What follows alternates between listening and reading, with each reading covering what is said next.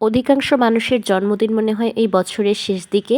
এই বছরের শেষ দিকে আমি কিন্তু বেশ কয়েকটা জন্মদিনের দাওয়াত পেয়েছি, আর আপনারা সেসব ভিডিও দেখতেও পেয়েছেন। তো আজকে ছিল আমার ভাইয়ের বন্ধুর জন্মদিন। তো এখানে ওর বন্ধুদের আর বন্ধুর বোনদের ইনভাইট করা হয়েছিল, তো সেই সূত্রে সেখানে আমিও গিয়েছিলাম। প্রথমে যে চকলেট কেকটা দিল, আমি একটা বাচ্চাকে চকলেটটা দিয়ে দিলাম। কেকটা বেশ মজাই ছিল, কিন্তু সবচেয়ে মজা ছিল এই কেকটা। এটা ছিল টেস্টি ট্রিটের কেক।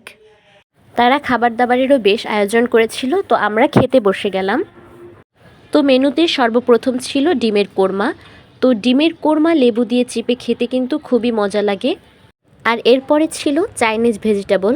তো আপনারা তো জানেনই চাইনিজ ভেজিটেবল আমার কত পছন্দের, আর শীতকালে বিভিন্ন রকমের টাটকা সবজি দিয়ে এই যে ভেজিটেবলটা করা হয়, এটা খেতে কিন্তু বেশ ভালো লাগে, আর এটা বেশ ফ্রেশও।